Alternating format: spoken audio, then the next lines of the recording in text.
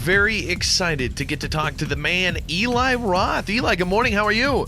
Good, Big J. Excellent. Big movie coming out today. I guess in some places, already out. But here, we've got a few more hours before we can see it here.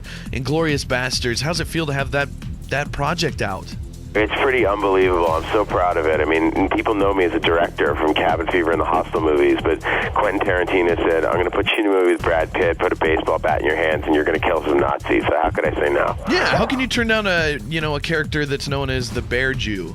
The Bear Jew. I know. I've always been referred to as some sort of furry animal by girlfriends, with a gorilla or a wolf or something. So this just seemed like the natural progression. But no, I read the script and I just could not believe it. I feel like Quentin Tarantino, everyone knows him for his great dialogue, but I really feel like every other movie has been a warm-up for Inglourious Basterds. I think it's by far the best thing he's ever written and directed. And coming from you, obviously, that has, some importance because directing, obviously, and you also know, Quentin pretty well. How'd your relationship with Quentin Tarantino start?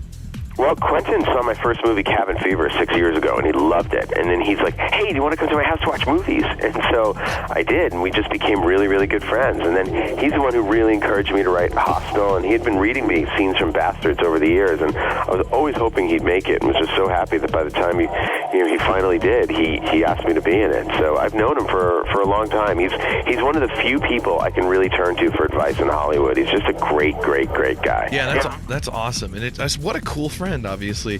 What do you think took him so long to make it? I mean, what was the holdup on this project? I think Quentin wasn't ready. I don't think he could have made this movie had he not made his others. And he's taken the best elements of all of his films. I think he's got the tension of Reservoir Dogs and the humor and style of Pulp Fiction and characters of Jackie Brown and the action of Kill Bill and the adrenaline of Death Proof. I don't think he could have put all those things together had he not made those other films. It was just the right time in his life to do it. Just leading up to this one. That's awesome. He wanted to outdo himself. He said that he felt the best dialogue he ever wrote was the scene in the trailer with Christopher Walken and Dennis Hopper in True Romance.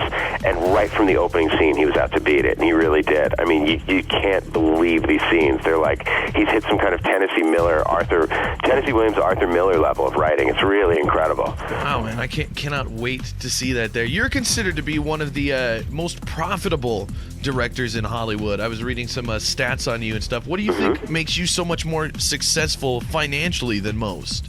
Well, I think, first of all, I make movies for a specific audience. The horror fans want something hardcore and brutal, and so do I. And I also made my movies for a price. I worked on film sets for 10 years, just really, really to learn, how it's done and how people spend money. And I saw so much waste. And I said, when I get my chance to do it, I'm going to do it completely different. And we made Cabin Fever for $1.5 million. Now, most movies are made for 80, 100, 150 million. Cabin Fever did for $1.5 million. Hostel I did for $3.8 million. Now, for a lot of Hollywood people, low budget will be $40 million, and I'm making it for under $4 million. So as a result, when people go see it, the films they're just a lot more profitable because you recoup your money faster. So I just was really, really careful about where I spent money, and I never took a salary. I always would take maybe $10,000 as a salary and just bet on myself if it did well. That's awesome, man. That's just a cool strategy there. What's coming up in the future after you're done with Inglourious Basterds here? What's next for you?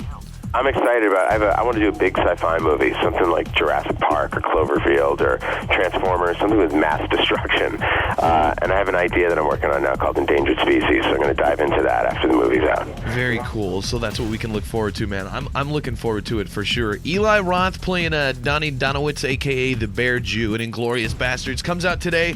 Looks awesome. Eli, thanks so much for being on the show, and I look forward to seeing Endangered Species, man.